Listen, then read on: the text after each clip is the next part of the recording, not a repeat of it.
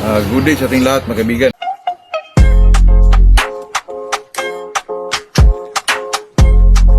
Good morning sa ating lahat, mga kaibigan.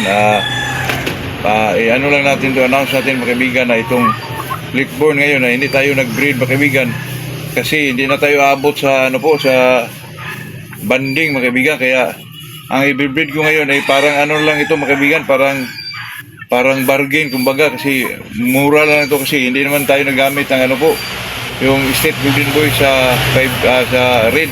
Ang ginagamit natin, mga kaibigan, ay yung itong mga kaibigan, itong natin, mga kaibigan, na pumpkin hatch po. Ito ay kagaling ito kay Gadisis. Ito ay street breed na pumpkin hatch, Gadisis Game Farm. Pero ito, mga kaibigan, ay galing din ito kay Dini Queen ka po. Ito po kay Gadisis ito, mga kaibigan. Nakuha natin to pair lang, kasi yung isa nito, yung pumpkin hatch na lalaki po, ay hatid pa dito, mga kaibigan. Hindi ko lang alam kung anong i-pair natin. Ito po kay Gadisis po ito, mga kaibigan. Ito ay puro. At ito, mga kaibigan, ay pares natin sa kunin natin yung lalaki, mga kaibigan. Pares natin. Ito yung ang ama nito ay yung Golden Boy sa red po. Ang ina nito ay 5K na galing din sa red through Iani Kakusa. Napakagandang manok ito, mga kaibigan, napakabalansi po. Ito ang ginagamit natin ngayon. Ito ang pinakasta natin sa 5K, at saka itong pumpkin hatch na pumpkin hatch na babae. Puro yan. Napakagandang po ito, mga kaibigan. Tingnan niyo po. At ibangga ko rin ito sa pure 5K na galing sa galing kay Iani. Ito po, ang ganda po. Tingnan niyo po.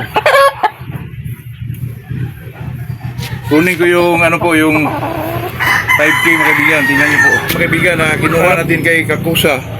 Nakuha natin ito, trayo. To? Trayo. Dalawa sila, kasi yung lalaki bininta ko kasi di makuha na di pwede gawin budka kasi medyo maliit. Ito ang ginagamit ko, mga kaibigan. Ito ay pure 5K po. True Iani Kakusa, mga kaibigan. Napakaganda po ang nito, ang resulta nito, mga kaibigan. Tingnan niyo po. At saka ito po, mga kaibigan, ay medyo mura lang mga binta ko nito, kasi pero pahulugan pa rin, mga kaibigan, pero hindi lang banded. Medyo personal ban lang, mga kaibigan. At saka mayroon pang isa, yung gold natin. At saka yung hindi pa dumating yung lalaki na pumpkin hatch. I-cross-cross natin ito, mga kaibigan. Yun lang po, pinakita ko lang yun, mga kaibigan, para kung sino yung may interesado doon. Napakamura lang, mga kaibigan. Di ho katulad ng presyuhan ng Golden Boy sa mga kaibigan, galing sa red. Ayun ay napaka lang po, affordable lang, mga kaibigan. Sa lang po, hindi lang masyado marami. Siguro mga 5-6 lang yung natin. Kung sino na yung may gusto po. Wala tayong ibang i-breed, kasi yung kaibigan ko medyo sa atin na sa early bird na lang daw ako mag-breed po. Pero mag-breed pa rin tayo, mga kaibigan, pero personal ban lang po. Yun lang, sino lang may interesado dyan, okay lang sa akin yun. Kung lang kayo, link lang kayo sa Macau Shots po. Yun lang. Good day sa ating lahat, mga kaibigan. Nandito na naman tayo sa ating usapang magmamanok po. Bago tayo mag-umpisa ay shout out muna tayo kay Hilbert Mojado, John Agustin, Dark, Victor Cruz, Balanga, Bataan, Marvin Toitan, Macrohon, Southern Leyte, Amando Lunar, Ding Lunar, Dinse Parmasi, Kapatagan, Lanao del Norte, Ariel Cortez, Masbate. Ito sa atin, mga kaibigan, ay talagang lang po, enjoyment lang talaga, mga kaibigan. Ito sa atin po ay talagang tungkol lang sa magmamanok, mga kaibigan. Wala tayong dito, sa atin ay talagang usapang magmamanok lang po. Ito namang i-content, mga kaibigan, ang tanong din to. Ang kasi natin dito, baliko daw ang pitso, pwede ba daw natin i-breed? Ito, mga kaibigan, naranasan ko din to na itong baliko ang pitso. Ito naman, mga kaibigan, ay sa tingin ko hindi magmana po, kasi yung mga manok sa 3 to 4 months old, tapos ilimber nyo, huwag nyo silang lagyan ng dapuan, mga kaibigan, na medyo bilog po, katulad ng mga PVC o mga bilog, katulad ng mga kawayan, medyo bilog. Kasi yung bilog, mga kaibigan, ay magmarka po yan dito sa pitso. Yun ang umpisa na pagkabaliko ng kailang pitso po. ang ilagay nyo dyan mga kaibigan, pwede kawayan lang kasi medyo malapad.